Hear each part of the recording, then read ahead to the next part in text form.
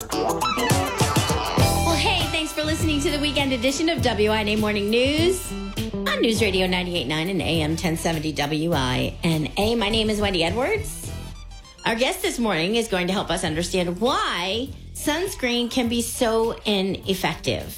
Many of us go out there and we stare at these shelves full of different options and our heads spin, right? We're like, okay, SPF 30, 50, do we do 10? Which one do we need? And then we're thinking of our kids, and then there are some that are marketed just toward children that have higher SPFs too. And it's all about certain rays and like which rays are we supposed to be worried about. Rawn Bosley, MD, is here to talk with us. He's from Prism Dermatology, and he is the medical director there. Good morning. Good morning. Thanks for having me, Wendy. Oh, I'm happy to have you because I'm hoping you can help me sort it out. I've got to sign all these sunscreen forms for school coming up and provide sunscreens for teachers to apply to my kids while they're in school for the summer.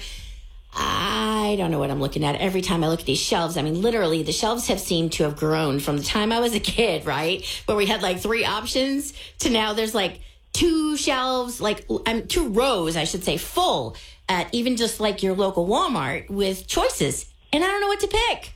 Or is it even useful? Yeah, that's a very great question, actually. There's so many options, and I enjoy help clearing these things up for some of my patients. Sunscreen is absolutely necessary, especially with the harsh sun rays, and there are so many options, but I always teach about ingredients in sunscreens. And in general, you have your chemical blockers, and you have your physical sun blockers. And the main decision that I look for in choosing sunscreens first starts with a few words. The word broad spectrum and having an SPF greater than 30. If you start there, you're usually on a good pathway in finding a good sunscreen. And then from there, take a look into those ingredients, and we can talk a little bit further about which ones to use. But always broad spectrum, always UVA, UVB, and always SPF 30 or greater. All right, so look for UVA and UVB protection, SPF 30 or greater, and broad spectrum on the label. Absolutely. Is this something that's going to be promoted on the label, or is this something we need to find like in the fine print on the back? Actually, promotion should be seen on the label. And that's one of the things that the FDA has looked into sunscreen over the last year, just to make sure that we are aware of what's in the sunscreens we're using and to ensure that they are protecting us. That broad spectrum coverage, that UVA and UVB coverage, is something that is necessary in order to get adequate sun protection.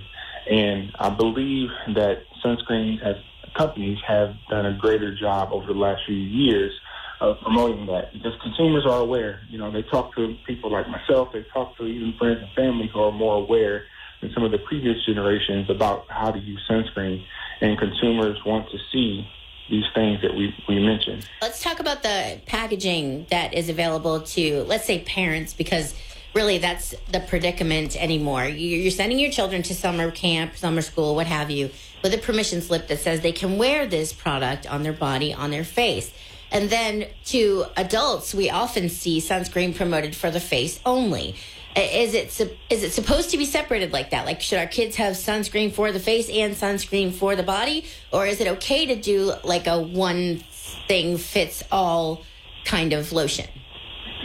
You know, I had a parent the other day ask me the same question. She had 2 young children, one who's still an infant, who was 1 year old, and an older child at 5. And she asked that question, same question. And I said to her, I think the most important thing for you is to find a good sunscreen that is easy to apply, that your children won't just rub off because they don't like the feel of it, and also has some great ingredients. And one remedy for all of those was finding what we call a physical blocking sunscreen. That's a sunscreen that contains zinc oxide or titanium dioxide as the main ingredients. These are generally safe for adults, for children, and even in the recent news with the FDA's change in ingredients or scrutiny on some ingredients, they did recommend that zinc and titanium containing sunscreens are generally recognized as safe and effective. And so if you can find one of those you are in the clear as far as applying it for yourself, for your face, or the body, or on your children. We're speaking to Dr. Rawn Bosley. He's the medical director and dermatologist for Prism Dermatology, talking about the effectiveness of sunscreens. Let's talk about the ineffectiveness of some sunscreens, because many of times, we're told go ahead for SPF 30 or above, but none of us knows what any of it really means other than, it's important. That's all. That's all we know. Exactly. And one of the most startling findings about the latest news is that the ineffectiveness of the sunscreen has been brought to our attention and is questioning. SPF is sun protective factor, and those numbers relate to how much, in general, the sun rays will be blocked and prevent from causing damage. And that number relates to the amount of time that it takes for a person like myself or you to have damage or sunburn within a certain amount of minutes. So the reason why we recommend 30 or greater is because from 30 or above, you should be able to block 98% of the sun rays that reach the skin if you have sunscreen on. But the other important part of that is how much you use. Okay. Generally, we underuse sunscreen. Really? Meaning, if we go to the beach, a family of 5, and you have a 5-ounce application, a 5-ounce bottle of sunscreen, which is a very common size. Generally, if we're covering all of our sun-exposed areas, our face, our neck, our backs of our hands, our arms, our legs, adults should be using 1 ounce of sunscreen to cover all of those areas, each application. So if a family of 5 goes to the beach and you have mom and dad and 3 kids, that 5-ounce bottle of sunscreen should pretty much be used within 1 day at the beach or 1 application. All right, I need to stop you right here, doctor, because if this is true, then why aren't sunscreens sold in pints and half gallons or something? There are varying sizes of sunscreens, and yeah, but if these manufacturers know this, shouldn't they make it available for families to be able to take, a tub of it or whatever we've got to do to protect ourselves? You would think so. You would think that there would be a gallon that we can kind of spray on there, but something.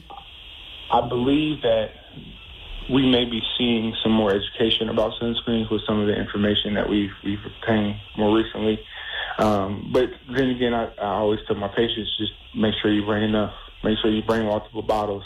Make sure you're using it appropriately because sunscreen is challenging. If you're at the beach and you're enjoying yourself, another thing you should do is reapply it if you've been out for more than 2 hours, and that's tough.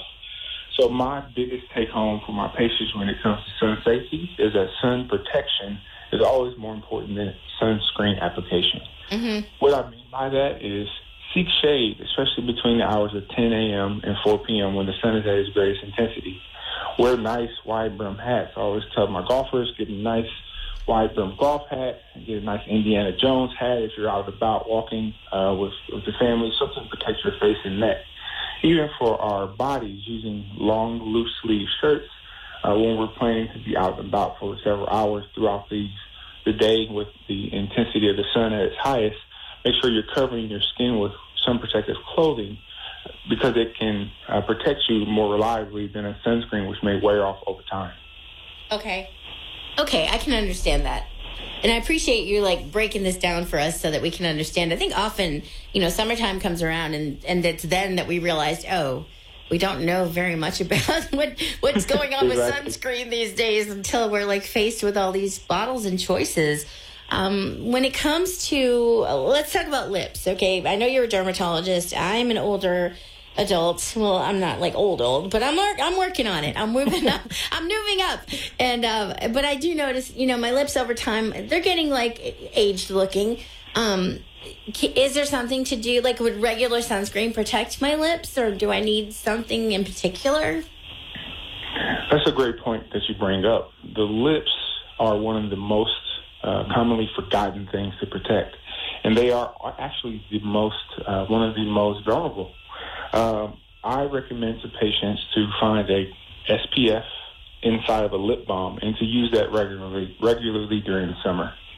I myself fall victim of it as well. I have an SPF. I have 2 of them sitting on my bathroom counter, and sometimes they look at me more than I look at them. But it's important to That's put a that tisk on you, doctor. You are a medical expert, and you're saying you just stare at these things? Excuse me. Well, I'm going to be honest with you. As I mentioned, it's one of the things. How dare you be human, right? Right, exactly. But even I err, so I want to make sure that I educate my patients on how to develop a routine. So put it together. Put your sunscreen that you use in your face, with your moisturizers, with your lip balm, so that it's all there together. It's easy to package. It's easy to develop a routine to put all of these products on before you start your day. I tend to recommend a moisturizer with a sunscreen in it, kind of knock two birds out with one stone. Mm-hmm. Finish your routine with a thin layer of a lip balm with SPF. And keep one with you in the car. Keep one with you in a purse or a bag, because you may need to reapply these products, as if outside, the sun can definitely cause damage to the lips, in which we need to protect. We don't want aging lips. No, I realize we don't, but at the same time, a lot of it just gets by us. Like you said, you're a doctor, right, and sometimes you forget to put on your lip balm. I mean, it's human nature, I guess. We're speaking with Dr. Rawn Bosley. He's a medical director and dermatologist for Prism Dermatology. I only have a couple minutes more with you, so I want to be a little more specific about what else we can do aside from sunscreen. You've taught us some of the ingredients we should be looking for and some of the labeling we should be looking for. Is there anything we could do aside from sunscreen? There are some folks that say, I'm not putting chemicals on my body. Is there a chemical-free alternative to sunscreen, or should we just be, layering ourselves in clothing that will help us to keep the sun off our skin? Yes, there are some options if you choose not to use chemicals. Those ingredients I referenced to earlier are purely minerals. The zinc and titanium containing sunscreen are what we call physical blocking sunscreens, and they're typically devoid of any chemicals, especially if the labeling says purely physical or pure physical sunscreen. That should help block the sun without putting you at risk for towards harmful chemicals. A lot of companies now are actually marketing just purely physical and mineral sunscreens. I always tell my patients those are the ones that you kind of remember watching Baywatch back in the day, where people had the white kind of shiny nose, and that's what we get from our purely mineral sunscreens. But these days, the companies that make these sunscreens have done a great job to make them more sheer, to make them more easily to rub into the skin and not leave that white kind of ghost tinge. And then, as you mentioned, sun protective clothing, not just the clothing that we wear day to day, but there are some companies out there that are developing sun protective clothing. I mean, SPF built into clothes. Whoa, that's so cool. SPF. It is cool, right? Yeah. Look at most of my colleagues have jumped on board, but there's a lot of companies out there that make these sun protective clothing. So if you're the type of person that is a golfer, that's a camper, that's someone that's going to be out into the sun, it's really worth the investment to buy a nice set of sun protective clothing that you can wear on these trips, rather than investing in bottles and bottles and bottles of sunscreen. So you're saying these are actually legit pieces of clothing? Like it's not some kind of like weird alternative that doesn't quite work? And they're attractive. They're nice outfits. They have outfits for men, women, and children that don't look like a medical grade. Where do we find these things? Are these at like your outdoor outfitter kind of stores? Yeah, outdoor outfitter stores. There are a few companies that come to mind, such as Coolie Bars is one of them, that will have these clothing. But sun protective clothing is kind of a hot topic now, especially because people want to avoid chemicals. So a simple Google search into sun protective clothing may lead you down a lot of companies that will have these options, but as I mentioned, there are a few that come to mind. I love it when an actual doctor references Dr. Google. That's hilarious. Thank you. All right, Dr. Bosley, I do have to let you go. Unfortunately, we are out of time, but if anyone has any questions, needs information, where is your website? My website is prismdermatology.com. That's PRISM dermatology.com. Thank you so much.